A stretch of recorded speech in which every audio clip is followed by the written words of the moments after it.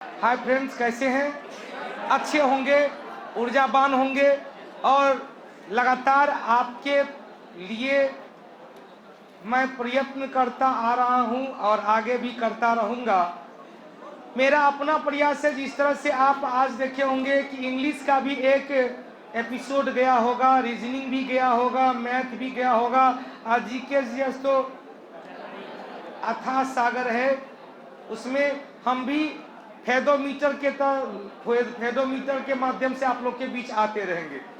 तो आप लोग का एक कमेंट आज हम पढ़े हैं, जो आपने कमेंट किया है कि सर मैं आप पर कैसे विश्वास कर लूं कि आप मेरा जीके जीएस तैयारी करवा देंगे, क्योंकि आपका वीडियो 10-10 दिन के अंतराल पर आता है। तो कैसे हम आपके इस पढ़ाई से एनटीपीसी निकाल सकते हैं? आप लोग भी देख रखते हैं। तो देख भाई, जैन धर्म में त्रिरत्न की चर्चा किया गया है: सम्यक विश्वास, सम्यक ज्ञान और सम्यक आचरण। सम्यक विश्वास, सम्यक ज्ञान और सम्यक आचरण।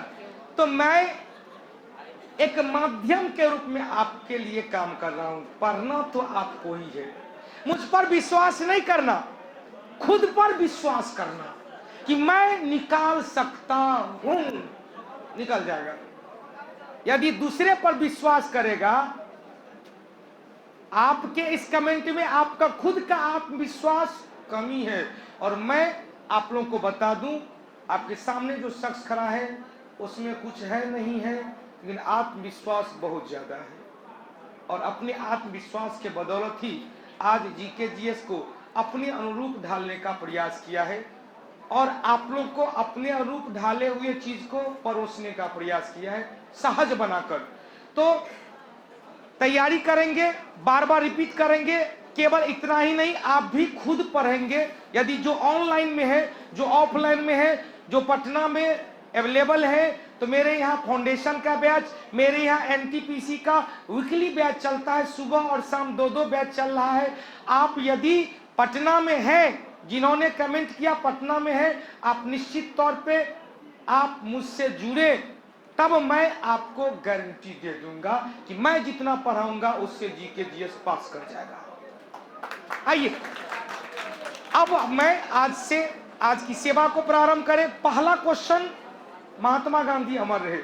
पहला क्वेश्चन है, महात्मा गांधी को सविनय अवज्ञा आंदोलन चलाने की प्रेरणा किस रचना से मिली? तो 2-3 क्वेश्चन बनता है।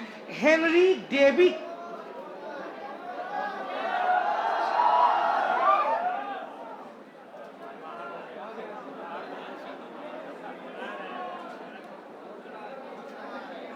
आपके हल्ला का मैं कारण जान सकता हूं? तो हमने, आप शायद नहीं सुने थे, हमने कहा आप बैठे रहेंगे, आपके सीट पर क्वेश्चन चल जाएगा, आवाज नहीं निकालेंगे। आपके सीट पर क्वेश्चन मैनेजमेंट के सदस्य लेके चल जाएगा। जिनको नहीं मिला होगा, मैनेजमेंट सदस्य लेके जाएंगे, तो हाथ उठा के आप मांग लेंगे। अब बढ़ूं तो समय भी, क्वेश्चन तो मैं बोल ही देता हूं और उसका डिस्कशन लिखाता हूं। केवल क्वेश्चन का डिस्कशन बोल के तो नहीं जाता हूं, अतः बहुत ज्यादा फायदा करेगा। समय का बचत होगा, क्योंकि 10 मिनट यदि क्वेश्चन आपके तक पहुंचने में लगेगा, तब तक 10 मिनट में 2-3 क्वेश्चन आगे बढ़ जाएगा। अब बढ़ूं आगे, तो पहला क्वेश्चन कह रहा है, महात्मा गांधी को सविनय अवज्ञा आंदोलन की प्रेरणा किसकी रचनाओं से मिली थी? उत्तर निकलेगा Henry David थोरियू। Henry David थोरियू। Henry David थोरियू। सविनय अवज्ञा आंदोलन, जिसकी शुरुआत दांडी यात्रा से हुई थी। 1930 ईस्वी में महात्मा गांधी ने तत्कालीन वायसराय लॉर्ड इरविन के समक्ष अपना 11 सूत्री मांग रखे थे, जिसमें कहा गया था अंग्रेजी सरकार ने जो नमक पर टैक्स बढ़ा दिया उसे समाप्त कर दिया जाए। और यह भी जिक्र कर दिया गया था कि यदि मेरी मांग को अंग्रेजी सरकार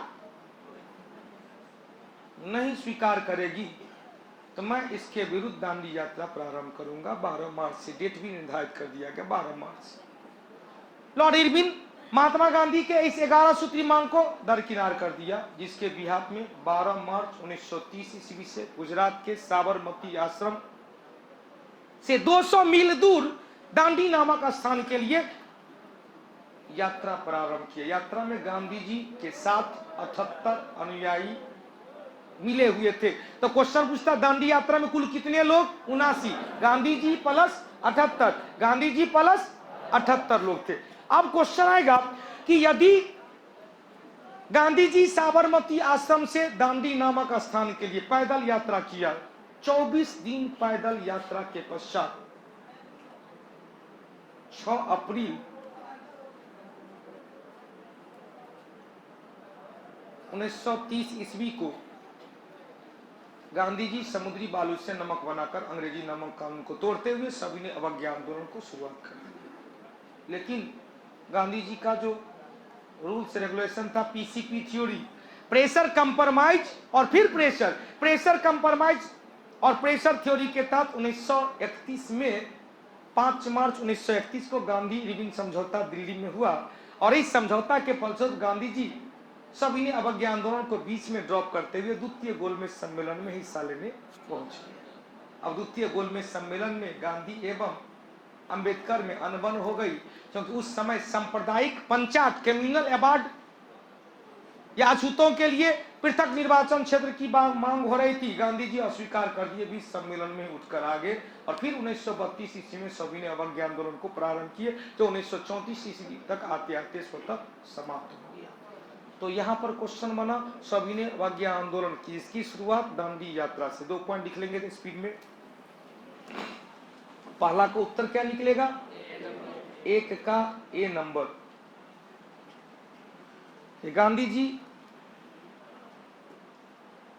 गांधी मतलब महात्मा गांधी, राहुल गांधी नहीं, महात्मा गांधी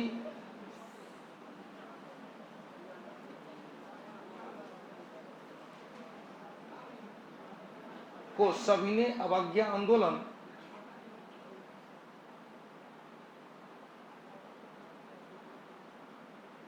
को सविनय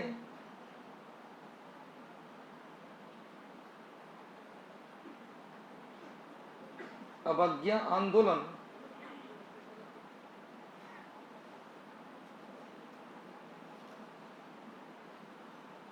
सविनय अवज्ञा आंदोलन की प्रेरणा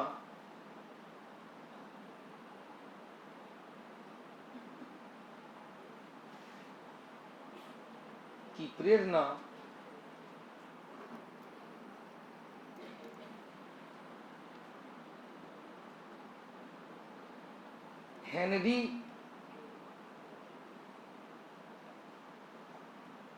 डेविड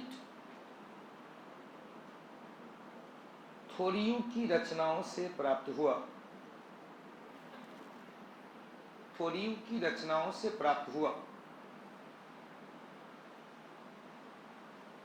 फिर अगला पॉइंट, सविनय अवज्ञा आंदोलन की शुरुआत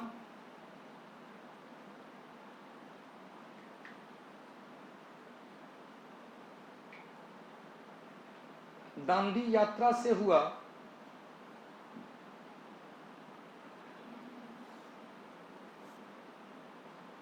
जो 12 मार्च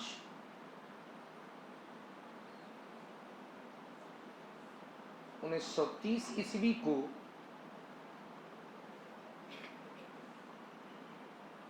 साबरमती आश्रम से 200 मील दूर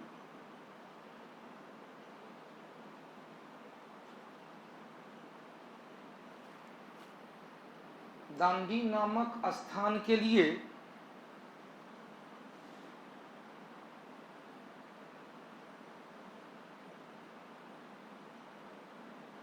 अपने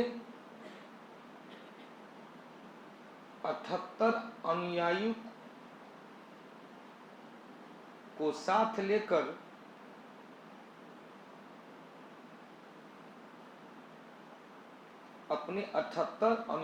को साथ लेकर यात्रा प्रारंभ किए थे।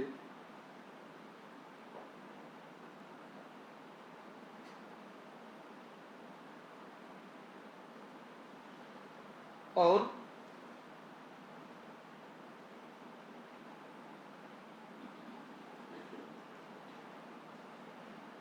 6 अप्रैल 1930 को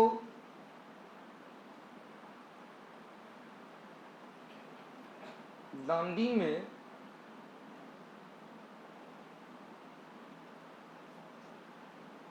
समुद्री बालू से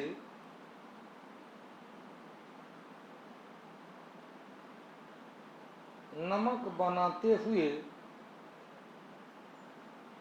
दांडी में समुद्री बालू से नमक बनाते हुए अंग्रेजी नमक कानून को तोड़कर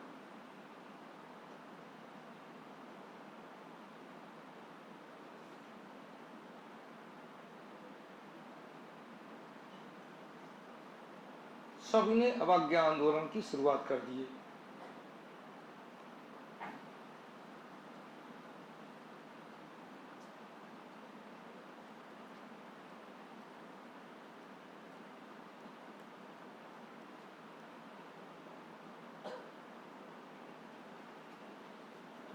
हो गया।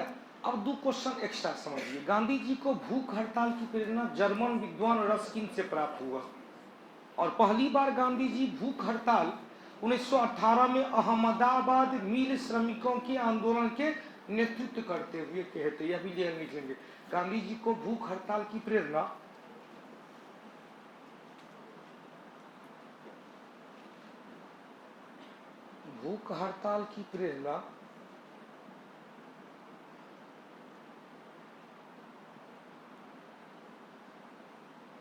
जर्मन विद्वान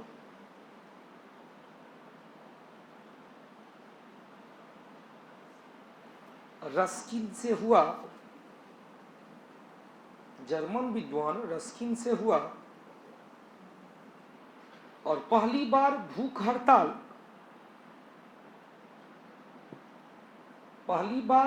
हड़ताल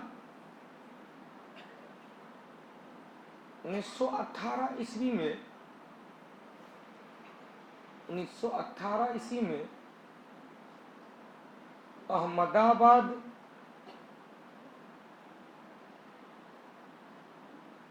मिल श्रमिक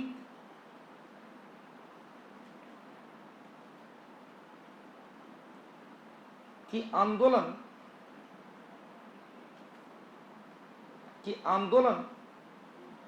को नेतृत्व करते हुए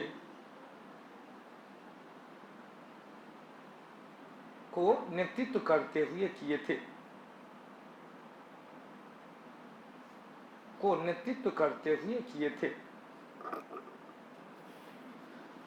हो गया। दूसरा क्वेश्चन कर, आर्यभट्ट और बराहमिहिर किसके दरबार में थे या किस वंश से रिलेटेड थे? तो गुप्त वंश। यहां पर सुनना है कि गुप्त वंश के शासक चंद्रगुप्त द्वितीय उर्फ चंद्रगुप्त विक्रमादित्य के दरबार में संस्कृत भाषा के 9 विद्वान रहते थे, जिसे सामूहिक रूप से नवरत्न कहा गया, जिसमें आर्यभट्ट, कालिदास, बराहमिहिर, ब्रह्मदत्त काफी प्रमुख थे। आर्यभट्ट से बड़ी क्वेश्चन पूछता। आर्यभट्ट बिहारी थे और इनकी सबसे एक बहुत बड़े गणितज्ञ थे। पूरे विश्व में दशमलव प्रणाली का सीख इन्होंने ही दिया, दशमलव प्रणाली का खोज इन्होंने का। हालांकि क्वेश्चन को स्वरूप चेंज कर देगा। आधुनिक काल में दशमलव प्रणाली का जन्म किस देश में हुआ? फ्रांस में। आधुनिक काल में फ्रांस में। क्वेश्चन पूछ देगा विश्व में सबसे पहला गणतंत्र बिहार में, लिच्छवी गणराज्य। लेकिन क्वेश्चन कुछ घुमा देगा, आधुनिक काल में विश्व का पहला गणतंत्र अमेरिका, पहला प्रजातंत्र अमेरिका। अब्राहम लिंकन ने कहा था प्रजातंत्र प्रजा के लिए, प्रजा के द्वारा किया गया शासन है। फिर क्वेश्चन पूछेगा कि आर्यभट्ट ने शून्य की खोज किया। आर्यभट्ट ने पाई का मान 4 अंकों तक दिया। आर्यभट्ट ने पाई का मान 4 अंकों तक दिया। आर्यभट्ट की 2 रचना, आर्यभट्टियम और सूर्य सिद्धांतिका। आर्यभट्टियम गणित से संबंधित, सूर्य सिद्धांतिका खगोल विज्ञान से संबंधित। दूसरा बराहमिहिर जो एक खगोल वैज्ञानिक थे, इनकी 2 रचना, बृहद संहिता और पंच सिद्धांतिका। बारामीर की दो रचना बृहद संहिता और पंचशील। आर्यभट्ट की दो रचना आर्यभट्टियम एवं सूर्य सिद्धांतिका, जिसमें सूर्य सिद्धांतिका, खगोल तो आर्यभट्टियम, मैथ जल्दी से लिख लेंगे। ये गुप्त वंश के शासक चंद्रगुप्त विक्रमादित्य। दूसरा क्वेश्चन का उत्तर क्या हो जाएगा? 2 का ए नंबर। ये गुप्त वंश के शासक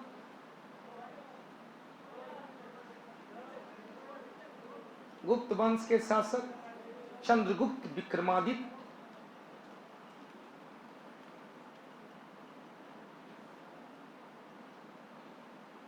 क्वेश्चन लिखेंगे सेकेंड के दरबार में संस्कृत साहित्य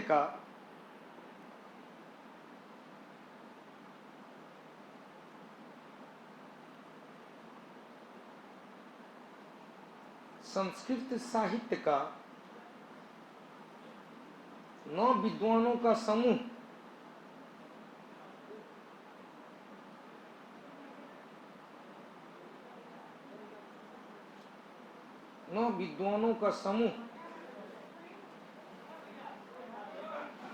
नवरत्न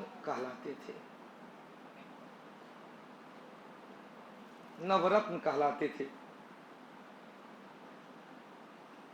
जिसमें आर्यभट्ट गणितज्ञ थे,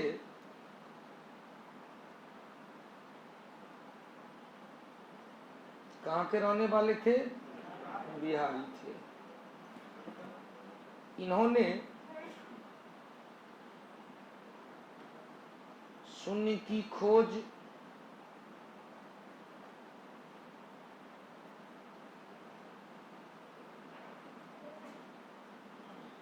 पाई की खोज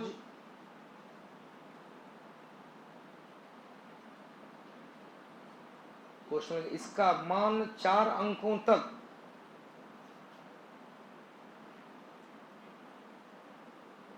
इसका वैल्यू कितने अंकों तक? 4 अंकों तक दिया।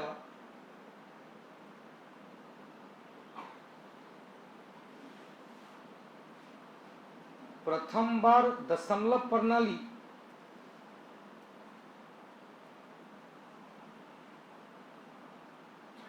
की खोज किए। वहीं पर लिख लेंगे आधुनिक काल में कौन? आधुनिक काल में किस देश में? फ्रांस में। वहीं पर लिखें आधुनिक काल, नोट करके लिखें आधुनिक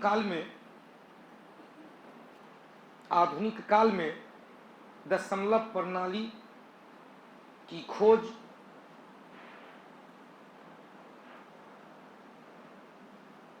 आधुनिक काल में दशमलव प्रणाली की खोज फ्रांस में हुआ। कहाँ हुआ? फ्रांस में। अब आर्यभट्ट की 2 पुस्तक कौन कौन? आर्यभट्ट की 2 पुस्तक, पहला आर्यभट्टियम, जिसका संबंध किससे था? मैथ से। और दूसरा सूर्य सिद्धांतिका,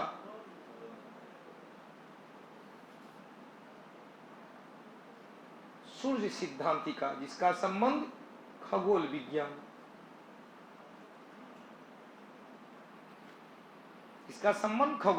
से। अगला विद्वान था जो क्वेश्चन में है, बराहमिहिर,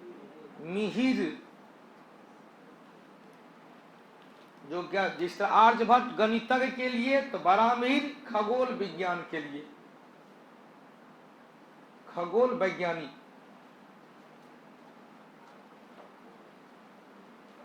वैज्ञानिक,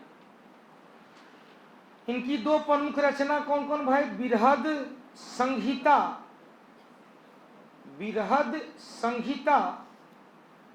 और पंच सिद्धांतिका।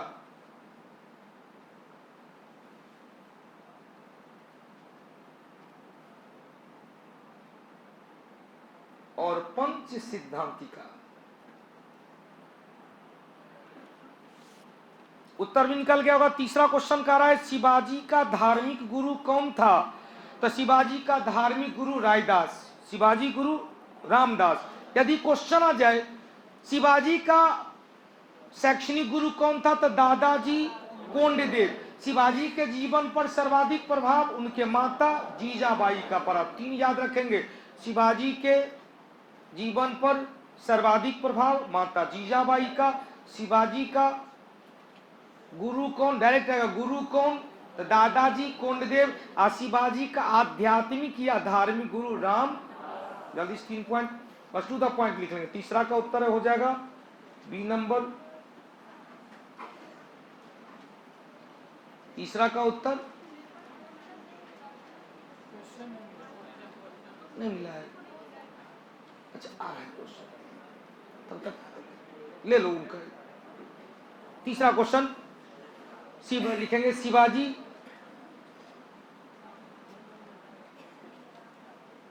के जीवन पर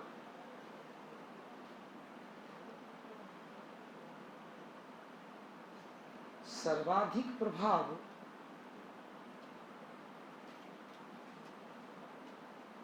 माता जीजाबाई का।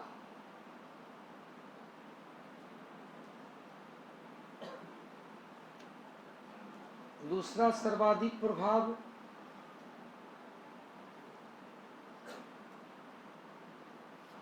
गुरु दादाजी कोंडदेव।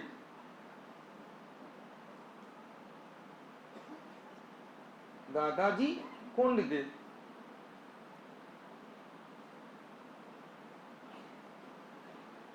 आध्यात्मिक गुरु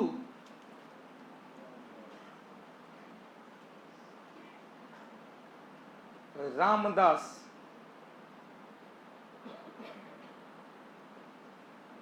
जिन्होंने, एक पुस्तक है दास बोध की रचना किए, जिन्होंने दास बोध की रचना किए।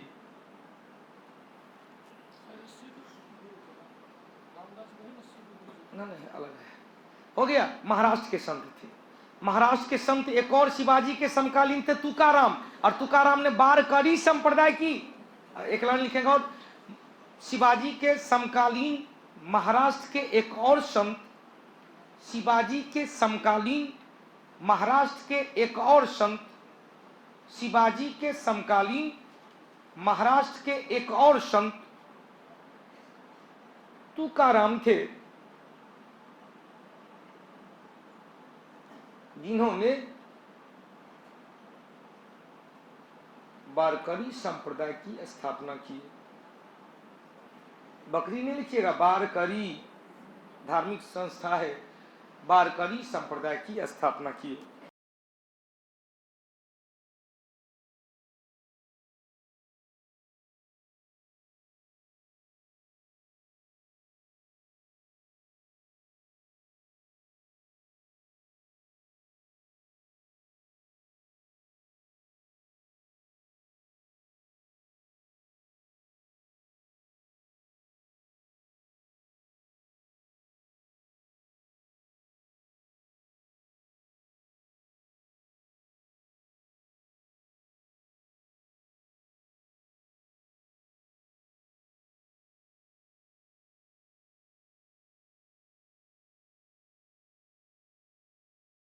का तीसरा का उत्तर क्या हो जाएगा?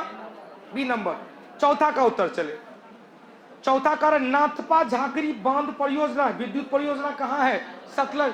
और सुनिएगा, सतलज नदी पर 3 परियोजना, पहला भाखरा नांगल बांध, दूसरा कोल बांध, और तीसरा नाथपा झाकरी बांध, जिससे भाखरा नांगल और कोंद बांध चला गया पंजाब में, नाथपा झाकरी कहां चला गया? हिमाचल प्रदेश। जल्दी से लिख लेंगे।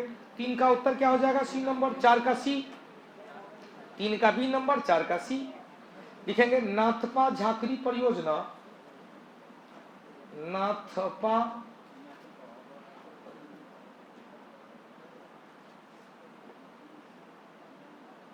झाकरी परियोजना सतलज नदी पर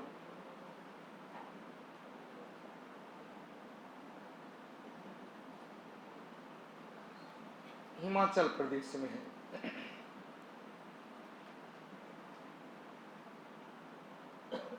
फिर लिखेंगे सतलज नदी पर ही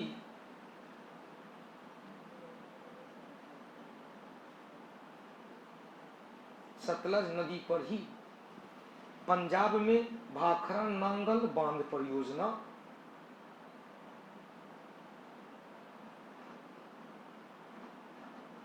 पंजाब में भाखरा नांगल बांध परियोजना और कोल बांध परियोजना है।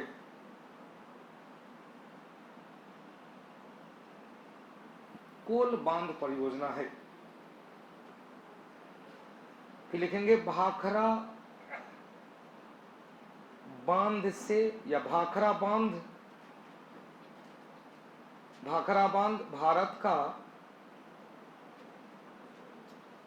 भारत का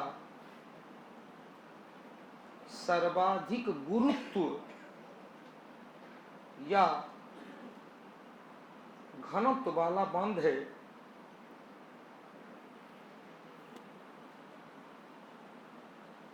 लेकिन इस बांध से निर्मित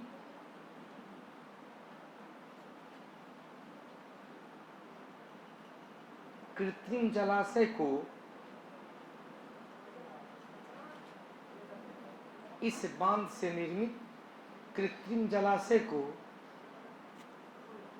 गुरु गोविंद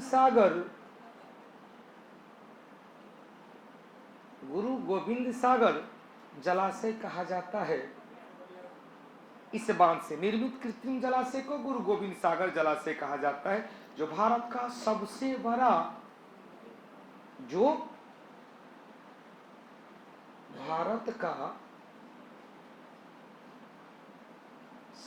बड़ा कृत्रिम जलाशय है।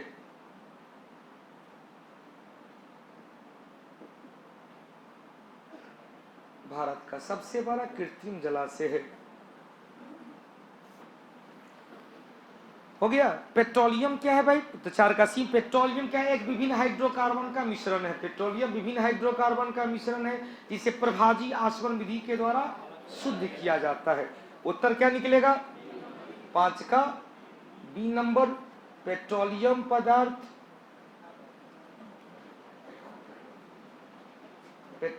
पदार्थ जो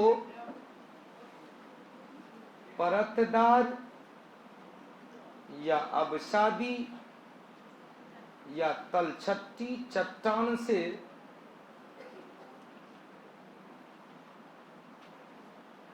प्राप्त होती है, यह विभिन्न हाइड्रोकार्बन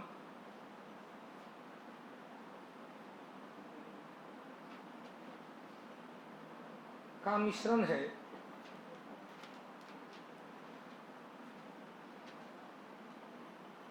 विभिन्न हाइड्रोकार्बन का मिश्रण है जिसे प्रभाजी आशोवन विधि फ्रैक्शनल डिस्टिलेशन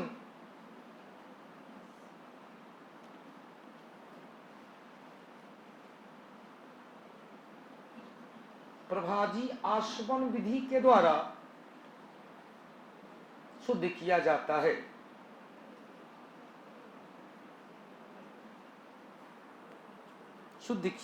है। छठा क्वेश्चन कह रहा है कि मौसमी गुब्बारा में कौन सा गैस भरी जाती है? तो गौर से सुनिएगा। मौसमी गुब्बारा हो, एरोप्लेन का टायर हो, बैलून हो या फुटबॉल हो, सब में हीलियम।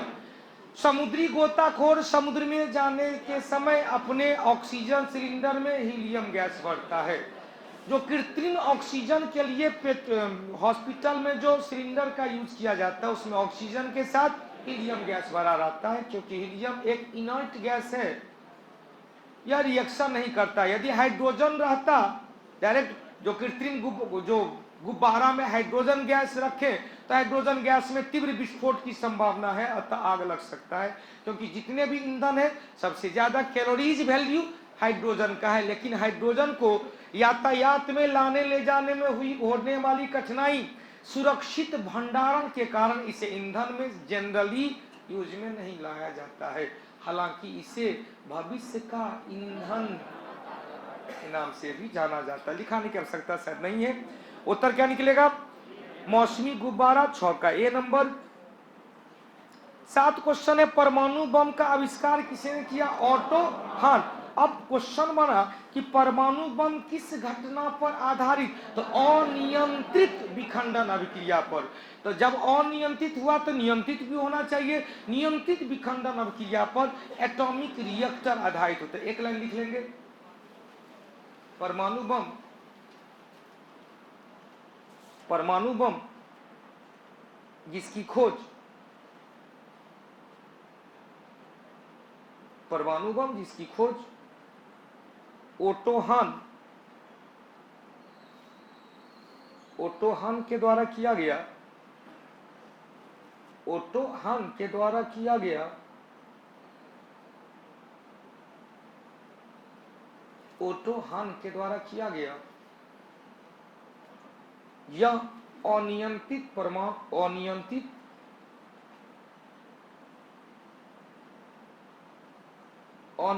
विखंडन अभिक्रिया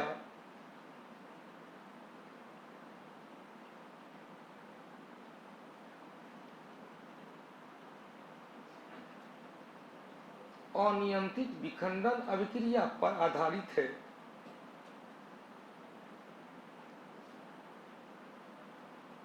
अनियंत्रित विखंडन अभिक्रिया पर आधारित है। पहला परमाणु बम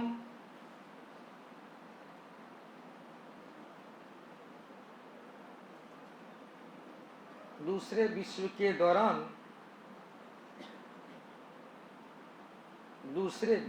के दौरान अमेरिका के वायुसैनिक के द्वारा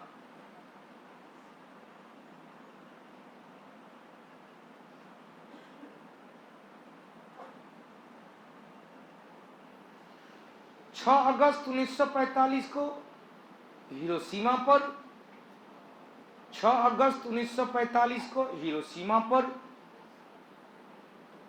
और 9 अगस्त 1945 को नागासाकी।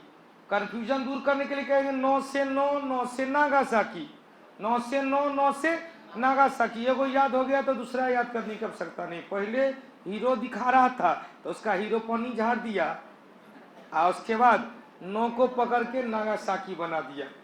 हिरोशिमा पर 6 अगस्त, नागासाकी पर 9 अगस्त। लेकिन क्वेश्चन हो गया 6 अगस्त 1945 को हिरोशिमा, 9 अगस्त 1945 को नागासाकी। लेकिन क्वेश्चन पूछता है पहला परमाणु बम बनाने में किस रेडियो एक्टिव एलिमेंट का खोज प्रयोग किया गया? पोलोनियम, जिसकी खोज मैडम क्यूरी के द्वारा किया गया। लिख लेंगे, इस परमाणु बम बनाने में पोलोनियम का उपयोग किया गया था। पोलोनियम का उपयोग किया गया था। पोलोनियम का उपयोग किया गया था।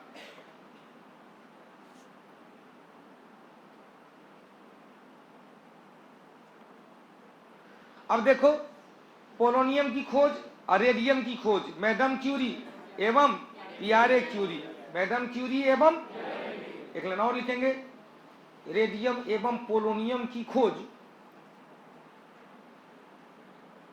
रेडियम एवं पोलोनियम की खोज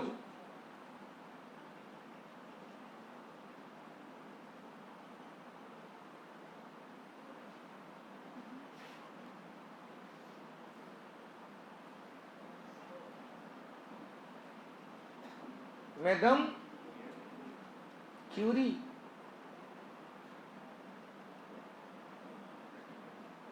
के द्वारा किया गया।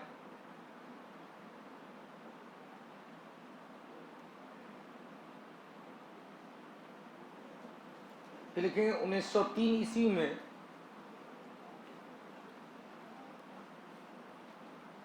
1903 ईस्वी में इन्हें भौतिकी के क्षेत्र में, फिजिक्स के क्षेत्र में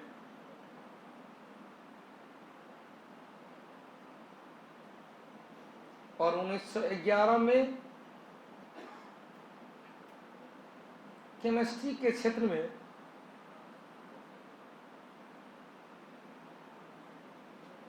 नोबेल पुरस्कार मिला।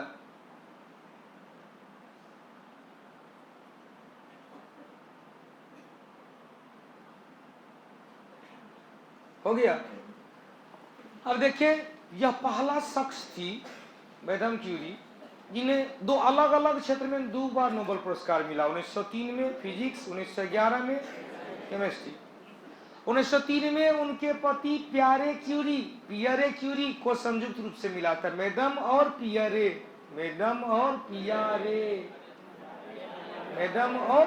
क्यूरी को संयुक्त रूप से मिला था। दूसरा पॉइंट बना कि मैडम क्यूरी नोबेल पुरस्कार का आनुवांशिक गुण चला। मतलब मैडम क्यूरी को नोबेल पुरस्कार, पियरे क्यूरी को नोबेल पुरस्कार।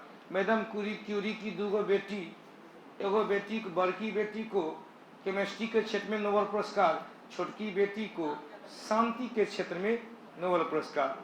बड़ी बेटी लिख लेंगे, लिख ले, काहे कहेगा नहीं लिखा है। तो बड़ी बेटी आयरीन, बड़ी बेटी आयरीन को 1935 में केमिस्ट्री, और छोटी बेटी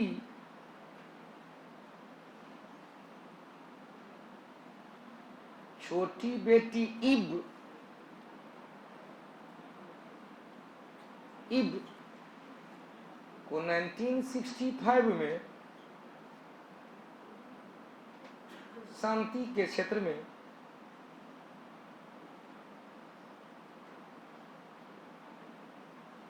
नोबेल पुरस्कार प्राप्त हुआ।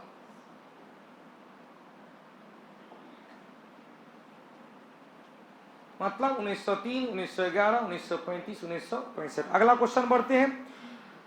अगला क्वेश्चन, सुदूर संवेदी युक्ति में एक कौन सा स्रोत है? तो अवरक्त किरण। गौर से सुनेंगे। सुदूर संवेदी में अवरक्त किरण, सूर्य से निकालने वाला सभी रेडिएशन में सबसे ज्यादा अवरक्त किरण। अवरक्त किरण से हमारा पृथ्वी गर्म होता है। किस विधि से? विकिरण विधि से। फिर क्वेश्चन है, अवरक्त किरण का वेवलेंथ लाल से भी, अवरक्त को अंग्रेजी में कहते इंफ्रारेड, इंफ्रारेड का वेवलेंथ और वेलोसिटी लाल रंग से भी अधिक होता है, जबकि उसका प्रकीर्णन लाल रंग से भी कम होता है। आवृत्ति, अपवर्तनांक, विक्षेपण, प्रकीर्णन, ऊर्जा लाल रंग से कम होता है, लेकिन वेलोसिटी, तरंगदैर्ध्य लाल रंग से अधिक होगा। तो अवरक्त कहेंगे दृश्य प्रकाश से ज्यादा वाला अवरक्त, लाल रंग से अधिक अवरक्त, बैगनी से भी कम पराबैगनी। उत्तर लिखाने की आवश्यकता नहीं है। उत्तर क्या निकलेगा? 7 का निकला था सी नंबर, तो 8 का क्या निकलेगा? D number. 11 नंबर चले, सॉरी 9 नंबर चले। भूपृष्ठ, गौर से सुनिएगा। भूपृष्ठ में जल, तो जलीय इकोसिस्टम, स्थल तो स्थलीय इकोसिस्टम, और वायु तो नभ इकोसिस्टम, ये वायु एयर इकोसिस्टम कहेंगे। इन तीनों को मिला दिया जाए तो बन जाएगा बायोस्फीयर, जैव मंडल या जैव समुदाय। इसको जानने से पहले एक चेन को याद रखेंगे, एक श्रृंखला को याद रखेंगे, और श्रृंखला याद है तो 3-4 क्वेश्चन निकल जाएगा। मेरे तरफ ध्यान दें। हमारा पृथ्वी जब बना, हमारा पृथ्वी का जब उत्पत्ति हुआ, तो क्वेश्चन पूछेगा हमारे पृथ्वी पर सबसे पहले कौन आया? तो कहेंगे कौन आया? कार्बन, हाइड्रोजन, ऑक्सीजन, नाइट्रोजन, यह सब आपस से मिलकर न्यूक्लिक एसिड बनाया, नाभिकीय अम्ल बनाया। नाभिकीय अम्ल से डीएनए आरएनए का फॉर्मेशन हुआ, और पहली बार कोशिकीय लेवल में सबसे पहले यूनिसेलुलर एनिमल का, एक कोशिकीय जंतु का विकास हुआ। जीवन का सबसे पहला उद्भव समुद्री जल में शैवाल के रूप में हुआ। समुद्री जल में शैवाल के रूप में। कैसा शैवाल कैसा था? एक कोशिकीय था। अब आइए चेन बनाते हैं। समान कार्य करने वाले कोशिका सेल के समूह को टिश्यू कहा गया, उत्तक कहा गया। समान कार्य करने वाले कोशिका के समूह क्या कहलाया? उत्तक कहलाया। समान कार्य करने वाले उत्तक के समूह को ऑर्गेन, अंग कहलाया। परसों के टेस्ट में, अगले पिछले टेस्ट में आया था कि कौन सी ग्रंथि नहीं है, वहां बताए थे आमाशय, यकृत बताए थे, पीयूष बताए, अबटू था और अग्नाशय था। तीनों ग्रंथि था, लेकिन अमाशय एक अंग है। अमाशय, बड़ी आंत, छोटी आंत, ग्रास नली, ओरल कैविटी, यह सब मिलके एक सिस्टम बनाया, अंग तंत्र, ऑर्गेनिक सिस्टम बनाया। और कई ऑर्गेनिक सिस्टम मिलकर एक शरीर का फॉर्मेशन किया, जिसमें पाचन तंत्र है, श्वसन तंत्र है, उत्सर्जन तंत्र है, तंत्रिका तंत्र है, प्रजनन तंत्र है, तंत्रिका तंत्र, सब तंत्र मिलाकर कंकाल तंत्र है, मांसपेशी तंत्र है, अध्यावरण तंत्र, इंटुगमेंट्री सिस्टम है। कई शरीर मिलकर एक पॉपुलेशन का, जनसंख्या का निर्माण किया। समाज, कई जनसंख्या मिलकर एक कम्युनिटी का निर्माण किया, समुदाय का निर्माण किया। समुदाय को दो भागे बांटा गया, बायोटिक कम्युनिटी और एबायोटिक कम्युनिटी, जैविक समुदाय और अजैविक समुदाय। अजैविक समुदाय में वायु आया, जल आया, मिट्टी आया, प्रकाश आया, तापमान आया, आर्द्रता आया, घनत्व आया। ये सब में कभी जीवन नहीं रहा है, ये क्या वो अजैविक। जबकि जैविक घटक में 3 पोर्शन आया, प्रोड्यूसर आया, कंज्यूमर आया, डिकम्पोजर आया। उत्पादक वर्ग, उपभोक्ता वर्ग और अपघटक वर्ग। इस जैविक और अजैविक समूह के संगठन को इकोसिस्टम कहा जाता है। तो क्वेश्चन बनेगा, किसी निश्चित, मेरे तरफ ध्यान देंगे, किसी निश्चित भौगोलिक क्षेत्र में निवास करने वाले जैविक और अजैविक घटक के समूह को इकोसिस्टम या पारिस्थितिक तंत्र कहा जाता है। पारिस्थितिक तंत्र में 3 पोजीशन आया, एक भौगोलिक क्षेत्र आया, एक जैविक घटक या जैविक समुदाय आया, दूसरा अजैविक समुदाय आया। एक बड़े भूभाग में, वहां क्या था, निश्चित भूभाग, यहाँ क्या है, बड़े भूभाग में पाए जाने वाले कई इकोसिस्टम के समूह को बायोम कहा गया, जीवोम कहा गया। और जल, स्थल और वायु तीनों में उपस्थित सभी इकोसिस्टम या सभी बायोम के समूह को बायोस्फीयर कहा गया, जो आपका क्वेश्चन पूछा है। अब यहीं से क्वेश्चन निकला, सबसे छोटा इकोसिस्टम जल की एक बूंद है, जबकि सबसे बड़ा इकोसिस्टम एक बायोस्फीयर है, जैव समुद्र। एक लाइन सिर्फ लिखेंगे, ये किसी निश्चित क्षेत्र में 9 का उत्तर हो जाएगा बी नंबर। किसी निश्चित क्षेत्र में पाए जाने वाले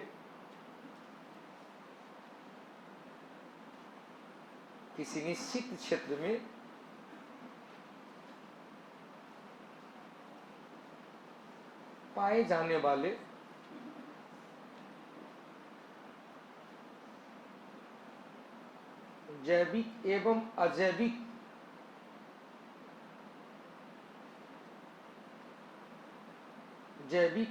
अजैविक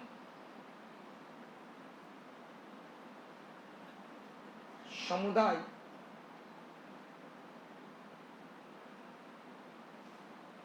के समूह को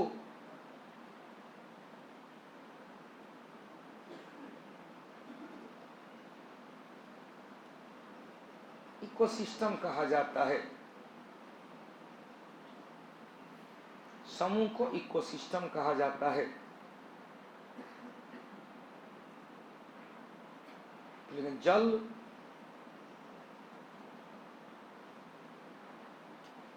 स्थल एवं वायु में पाए जाने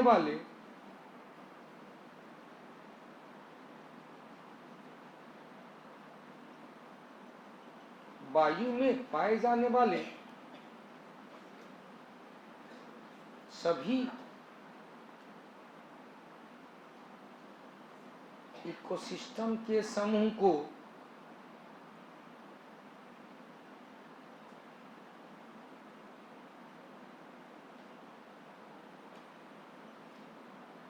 जैव समुदाय या जैव मंडल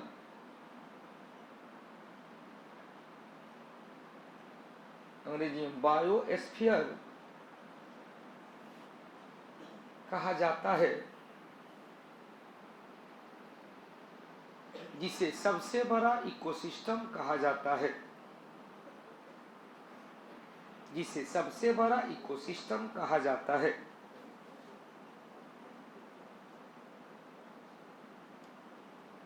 जिसे सबसे बड़ा इकोसिस्टम कहा जाता है। वहीं पर लिखेंगे सबसे छोटा इकोसिस्टम,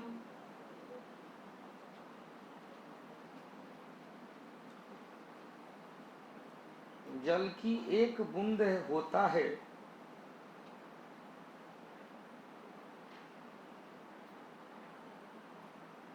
जल की एक बूंद होता है। क्यों? क्योंकि जल में जैविक और अजैविक दोनों घटक पाए जाते हैं, क्योंकि इसमें जैविक और अजैविक दोनों घटक मौजूद रहता है, क्योंकि इसमें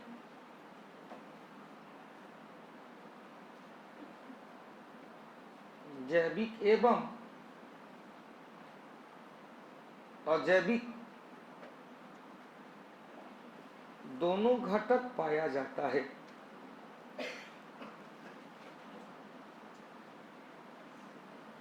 उत्तर क्या निकला? B number. 10वां क्वेश्चन का कैंसर एक ऐसा रोग है जो किसके कारण? अनियंत्रित कोशिका विभाजन के कारण, अनियंत्रित कोशिका विभाजन। अब क्वेश्चन घुमा देगा, कैंसर का अध्ययन ओंकोलॉजी, कैंसर का अध्ययन ओंकोलॉजी। उत्तर क्या निकलेगा? 10 का ए नंबर, और वहीं पर क्वेश्चन लिखे ओंकोलॉजी।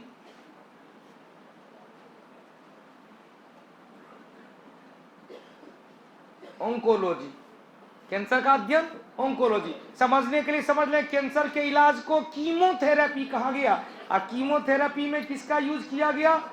कोबाल्ट 60 का, जिससे गामा किरण निकलता है और अनियंत्रित कोशिका विभाजन को कंट्रोल कर के मार करके भगा दिया जाता है।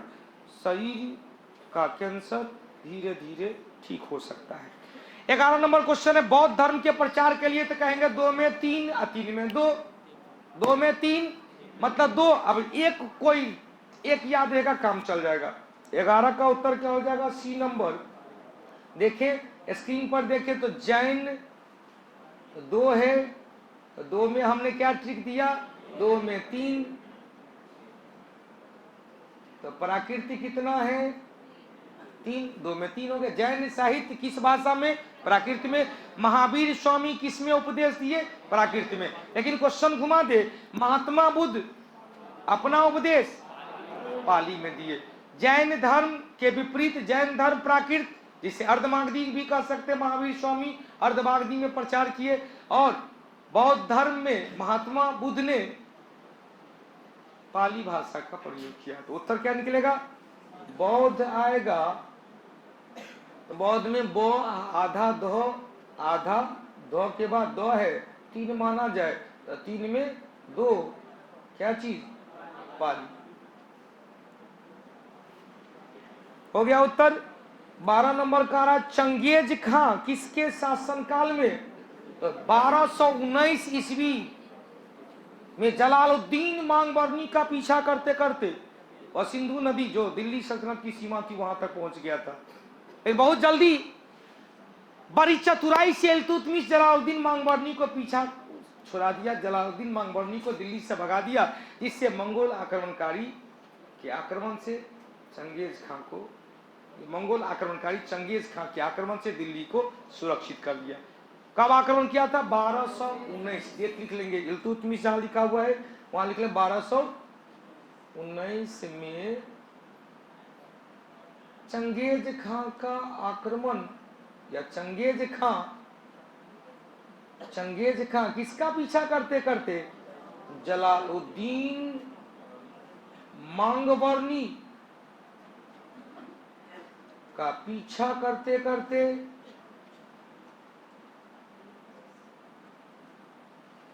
दिल्ली सल्तनत की सीमा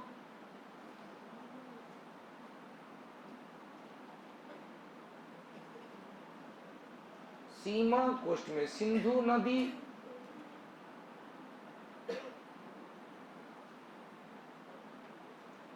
तक पहुंच गया था।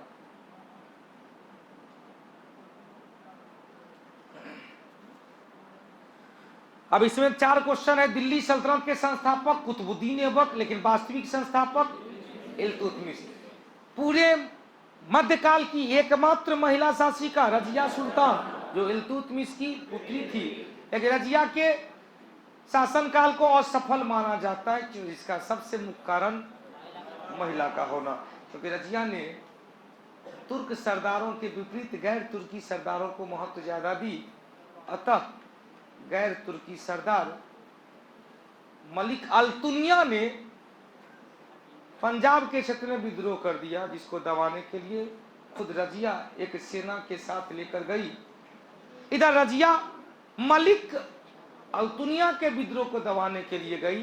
दिल्ली का पदभार मलिक याकूत नामक एक गैर तुर्क सरदार के नेतृत्व में सौंपकर, जैसे रजिया दिल्ली से निकली तो तुर्क सरदारों ने मलिक याकूत की हत्या करके फेंक दिया। बहराम शाह को दिल्ली का अगला शासक घोषित कर दिया। बेचारी रजिया इस बात से अनभिज्ञ थी। रजिया एवं मलिक अल्तुनिया के बीच भटिंडा नामक स्थान पर युद्ध हुआ।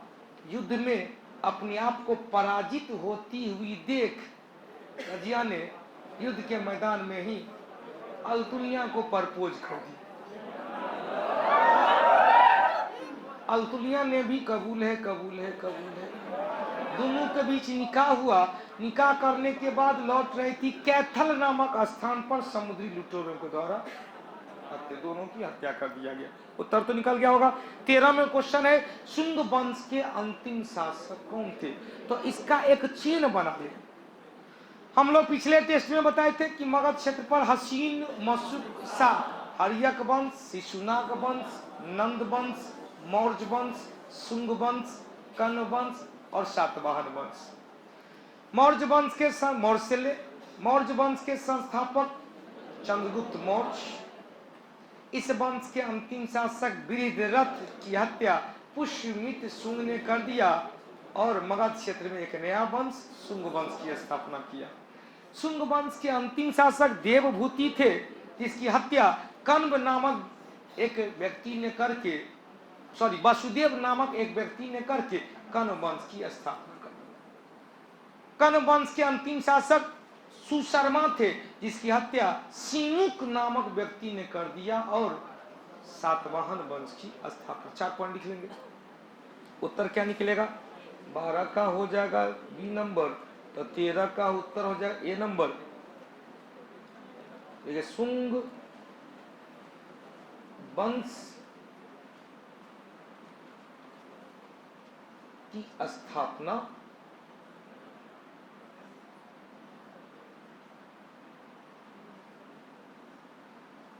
पुष्यमित्र शुंग के द्वारा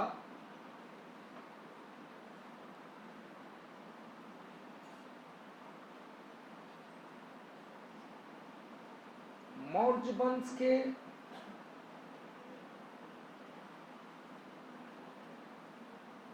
अंतिम शासक बृहद्रथ की हत्या करके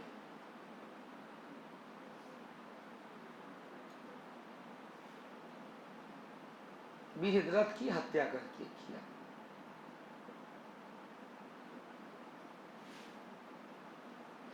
फिर लिखेंगे शुंग वंश के अंतिम शासक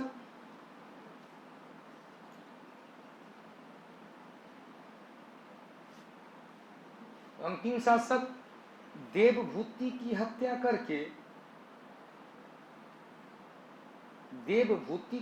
करके वासुदेव ने कण्व वंश की स्थापना किया।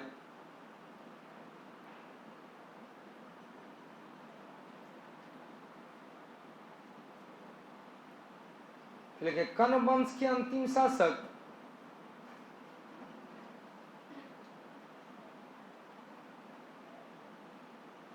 सुशर्मा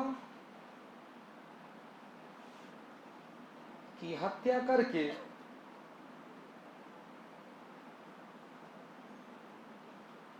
सिमुक ने सातवाहन वंश की स्थापना किया।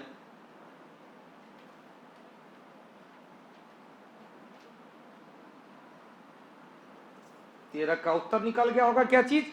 ए नंबर। 14 नंबर गुप्त काल से है। गुप्त काल में कैसा राजतंत्रात्मक था? कैसा भाई शासन था? राजतंत्रात्मक था। ए नंबर 14 का उत्तर क्या हो जाएगा? ए नंबर। 15 नंबर कह रहा कि दोहरे प्रशासन की नीति जिसे द्वैध शासन कहा गया, रॉबर्ट क्लाइव ने 1765 में इलाहाबाद की संधि के द्वारा लागू किया था, जिसे 1773 के रेगुलेटिंग एक्ट के द्वारा समाप्त कर दिया गया। जल्दी से दो क्वेश्चन समझ ले। 1760 में बॉडी वॉश का युद्ध हुआ, जिससे फ्रांसीसी कंपनी का पतन हो गया। उससे एक साल पहले 1759 में बेदरा के युद्ध में डच कंपनी की पराजय हो गई। उससे पहले 1757 के पलासी के युद्ध में बंगाल में क्लाइव का अप्रत्यक्ष शासन हो गया। तो 1757 पलासी का युद्ध, 1759 बेदरा का युद्ध जिसमें डच कंपनी की पराजय, 1760 बॉडी वॉश का युद्ध जिसमें फ्रांसीसी कंपनी की पराजय, 1764 में बक्सर का युद्ध हुआ। इस बक्सर के युद्ध में मुगल बादशाह शाह आलम द्वितीय, मुगल बादशाह शाह आलम द्वितीय के नेतृत्व में त्रिगुट सेना, जिसमें अवध का नवाब शुजा-उद-दौला, बंगाल का औपदस्थ नवाब मीर कासिम था, जिसे हेक्टर मुनरो के अंग्रेजी सेना ने साफ कर दिया। जिसके फलस्वरूप 1765 में शाह आलम द्वितीय और रॉबर्ट क्लाइव के बीच इलाहाबाद की संधि हुई, और इस इलाहाबाद की संधि के द्वारा बिहार, बंगाल, उड़ीसा से राजस्व वसूलने का अधिकार अंग्रेजी कंपनी को मिल गया। इस तरह क्लाइव ने 1765 ईस्वी में इलाहाबाद की संधि के द्वारा द्वैध शासन प्रणाली को लागू किया। लेकिन जब ब्रिटिश संसद में 1773 ईस्वी में रेगुलेटिंग एक्ट पारित किया गया, इसके द्वारा क्लाइव के द्वारा स्थापित द्वैध शासन प्रणाली को समाप्त करके भारत में या बंगाल के क्षेत्र में कंपनी के शासन की शुरुआत कर दिया गया। 2 पॉइंट सिर्फ लिख लेंगे। उत्तर क्या निकलेगा? 15 का बी नंबर।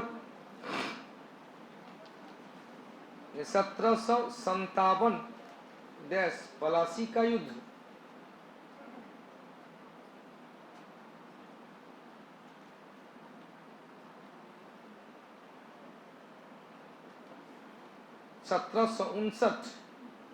बेदरा का युद्ध, पलासी के युद्ध में कौन पराजय?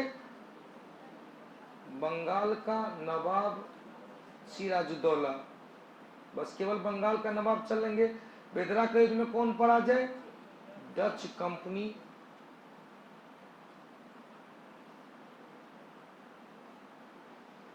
(1760) में बॉडी वॉश का युद्ध, पराजय कौन हुआ? फ्रांसीसी कंपनी।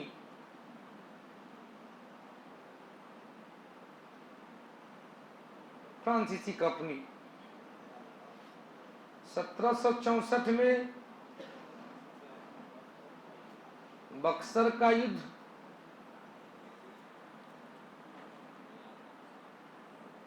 बक्सर का युद्ध जिसमें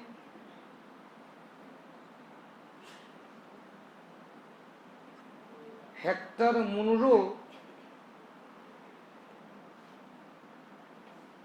के नेतृत्व वाली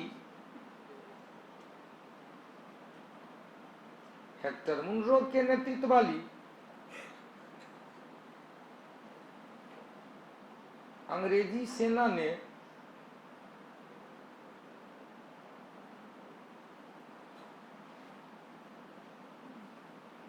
शाह आलम द्वितीय के नेतृत्व वाली त्रिगुट सेना की पराजय किया।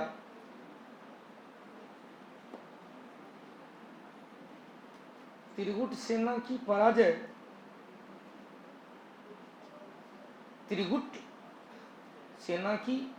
पराजय जिसके फलस्वरूप क्या हुआ भाई? 1765 में 1765 में रॉबर्ट क्लाइव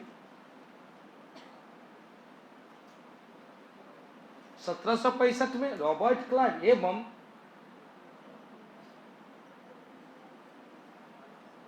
शाह आलम द्वितीय के बीच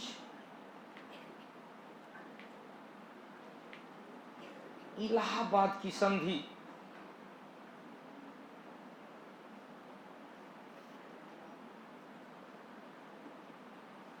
हुआ, जिसके द्वारा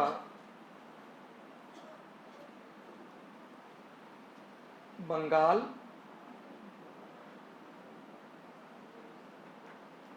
बिहार एवं उड़ीसा, उस समय तो बंगाल बिहार उड़ीसा नहीं था, केवल बंगाल था। बंगाल बिहार उड़ीसा में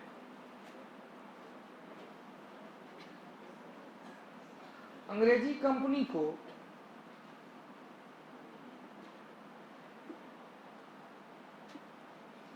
राजस्व वसूलने का अधिकार मिला।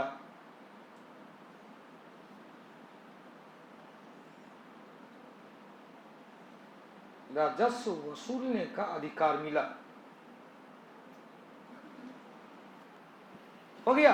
तो वो राजस्व वसूलेगा कंपनी या शासन करेगा नवाब। तो यह जो दोहरी शासन था किसने लागू किया? Robert Clive. इसे समाप्त कब किया गया? 1700 और लिख लेंगे 1773 के रेगुलेटिंग एक्ट के द्वारा इस द्वैध शासन को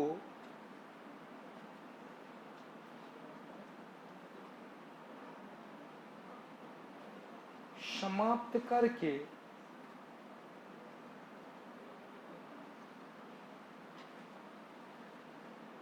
बंगाल के क्षेत्र में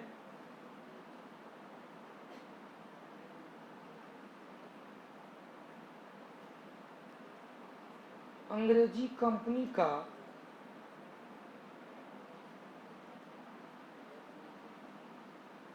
शासन लागू किया गया। शासन लागू किया गया। तो 15 का उत्तर क्या हो जाएगा? B number. 15 का बी नंबर। 16 नंबर चले 1745 में पांडिचेरी में फ्रांसीसी गवर्नर कौन थे? डुप्ले। कौन थे? डुप्ले। 17 नंबर अभी बताए थे कि फ्रांसीसियों का शक्ति का अंत बॉडी वाज। 1760 नंबर सी नंबर। 18 नंबर एक क्वेश्चन महत्वपूर्ण है। पनामा के पूर्वी एवं पश्चिमी सिरे पर कौन सा देश? तो पूर्वी सिरे पर है, पूर्वी सिरे पर कोलंबिया और पश्चिमी सिरे पर है कोस्टारिका। कोलंबिया है दक्षिणी अमेरिका का देश, अमेरिका का क्षेत्र, और कोस्टारिका है उत्तरी अमेरिका का क्षेत्र। उत्तर क्या निकलेगा? ए नंबर। जहां कोलंबिया लिखा हुआ है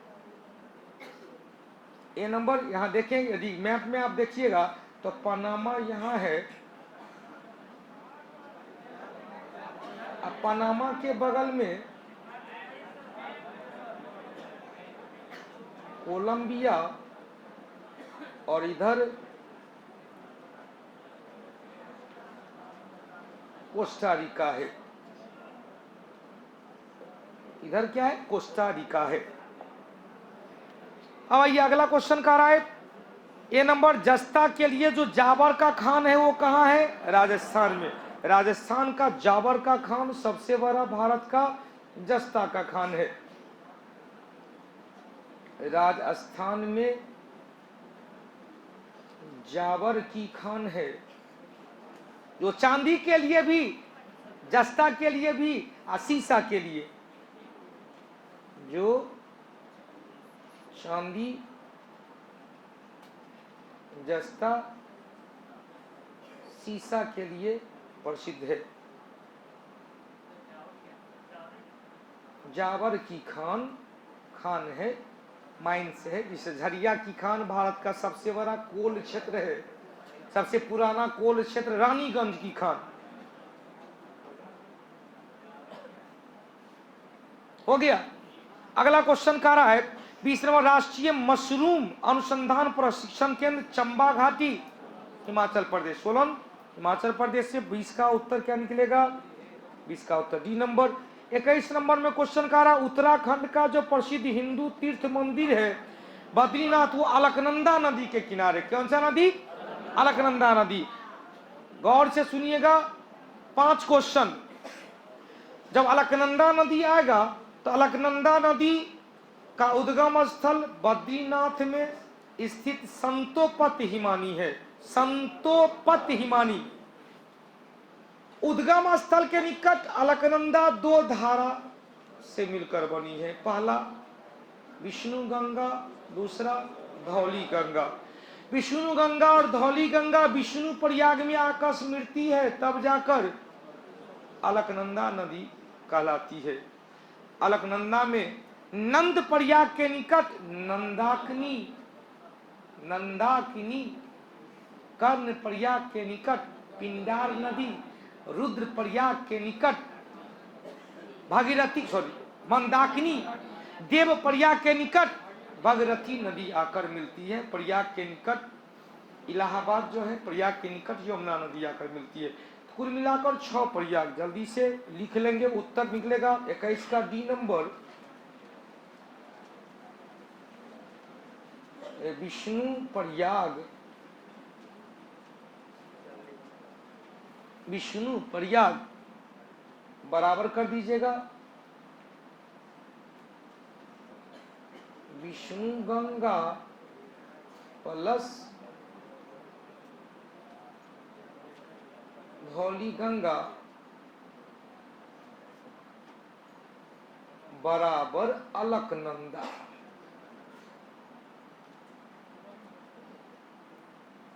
बराबर अलकनंदा। हो गया। दूसरा लिखेंगे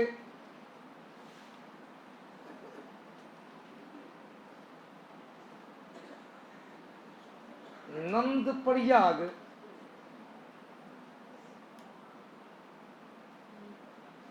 अलकनंदा प्लस नंदाकिनी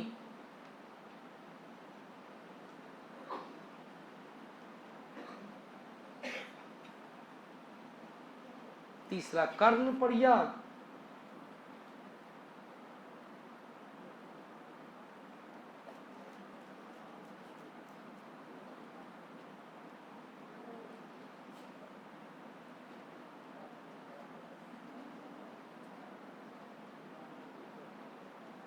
कर्ण प्रयाग अलकनंदा प्लस पिंडार नदी, रुद्र प्रयाग अलकनंदा प्लस मंदाकिनी,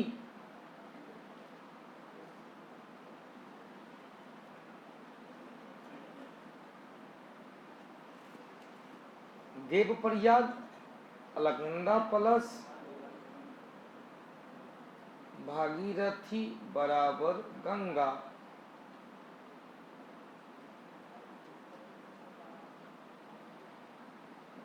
और प्रयाग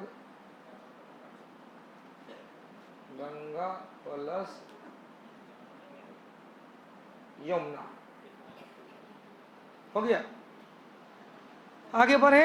अगला क्वेश्चन कह रहा है कि उत्तरा 22 नंबर में कौन सा खरीफ फसल नहीं है? तो पहले खरीफ फसल याद कर लेंगे। चावल, ज्वार, बाजरा, मक्का। चावल, ज्वार, बाजरा, मक्का। चावल बन के तैयार तो दाल बनाएंगे मूंग, उड़द, अरहर। मूंग, उड़द, अरहर। दाल बन के तैयार तो 3 गो तेल से दाल को छोकेंगे। मूंगफली, सूरजमुखी, सोयाबीन। मूंगफली, सूरजमुखी, सोयाबीन। देख छोका गया तो न सब्जी, न चोखा, न भुजिया, केवल दाल भात को ठाकुर जी का भोग लगा लेंगे। और फिर जूट एवं कपास का बना हुआ वस्त्र धारण करेंगे, बाजार जाएंगे, गन्ना का जूस पिएंगे, लेकिन तंबाकू नहीं खाएंगे, क्योंकि तंबाकू से कैंसर रोग होता है। ये अभी जितने भी हमने कहा वो सभी खरीफ फसल का एग्जाम्पल था। फिर से एक बार, चावल, ज्वार, बाजरा, मक्का। चावल बन के तैयार तो क्या बनाएंगे? दाल, मूंग, उड़द, अरहर। दाल बन के तैयार तो क्या करेंगे, छोकेंगे। मूंगफली, सूरजमुखी, सोयाबीन छोंक दिए तो क्या किए, ठाकुर जी का भोग लगाए। फिर जूट और कपास का बना हुआ वस्त्र धारण किए, तो जूट और कपास। बाजार गए, गन्ना का जूस पिए, लेकिन तंबाकू नहीं खाए, क्योंकि तंबाकू से कैंसर रोग हमारे शरीर में अनियंत्रित कोशिका विभाजन अभी अभी बताए थे। तो अब यहां पर क्वेश्चन है, जूट, एक बार नीचे से ले, तंबाकू, गन्ना, जूट, कपास, मूंग, चलो पहले तेले में, सूरजमुखी, सोयाबीन, मूंगफली, मूंग, उड़द, अरहर, चावल, ज्वार, बाजरा, मक्का। इसमें से क्वेश्चन निकल गया होगा उत्तर, निम्नलिखित में से कौन सा खरीफ फसल नहीं है, तो क्या हो जाएगा, सरसों। प्लस कर दीजिएगा, सरसों के पास 3-4 और लिख लेंगे। रबी में सरसों, चना, मटर, गेहूं, अलसी, तीसी जिसको कहते हैं, तीसी और जौ, ये सभी रबी फसल है। उत्तर क्या निकलेगा, 22 का डी नंबर, 22 का डी नंबर। खरीफ में क्या क्या बताए, खरीफ में जो ट्रिक दिए हैं उसी को याद रखेंगे। चावल, ज्वार, बाजरा, मक्का। चावल बन के तैयार तो क्या बनाए, दाल में मूंग, उड़द और अरहर। दाल बन के तैयार तो क्या करेंगे, तेल से छौंकेंगे। कितने तेल, 3 तेल। मूंगफली, सूरजमुखी और सोयाबीन। छुका गया तो ठाकुर जी का भोग लगा लेंगे। और जूट और कपास का बना हुआ अंग वस्त्र धारण करेंगे, बाजार जाएंगे, गन्ना का जूस पिएंगे, लेकिन तंबाकू नहीं खाएंगे, क्योंकि तंबाकू से कैंसर रोग होता है। हो गया, ये सभी क्या था, खरीफ फसल। आगे बढ़ते हैं, 23 नंबर क्वेश्चन तो देख भाई, 23 नंबर क्वेश्चन से 4 क्वेश्चन निकला। 23 का क्वेश्चन है, राज्य सरकार का कार्यपालिका का प्रधान राज्यपाल होते हैं, लेकिन वास्तविक प्रधान मुख्यमंत्री होता है। केंद्र के कार्यपालिका का प्रधान राष्ट्रपति, लेकिन वास्तविक प्रधान प्रधानमंत्री। जहां राज्यपाल, उत्तर क्या निकलेगा, 23 का उत्तर क्या निकलेगा, 23 का उत्तर बी नंबर। लेकिन जहां प्रधानमंत्री या मुख्यमंत्री है वहां लिख लेंगे वास्तविक। राष्ट्रपति है वहां पर लिख लेंगे केंद्र का वास्तविक प्रधान। कौन होंगे, राज्य का, राज्य का वास्तविक प्रधान मुख्यमंत्री।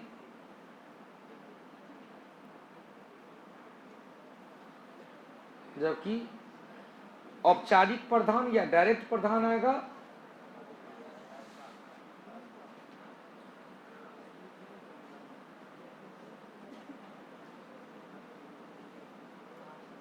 औपचारिक प्रधान राज्यपाल। औपचारिक प्रधान राज्यपाल। अब क्वेश्चन, अगर राष्ट्रपति के अध्यादेश का न्यूनतम जीवन काल 6 सप्ताह और अधिकतम जीवन काल 6 महीना। गौर से सुनिएगा, 2 पॉइंट। हमारे पूरे संविधान में अध्यादेश जारी करने की शक्ति केवल 2 व्यक्ति को दिया गया है।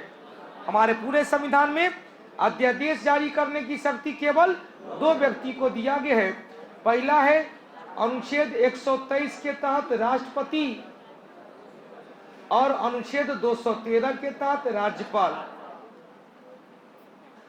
यह दोनों अध्यादेश जारी करते हैं। दोनों के अध्यादेश का न्यूनतम और अधिकतम समय एक ही है। न्यूनतम 6 सप्ताह और अधिकतम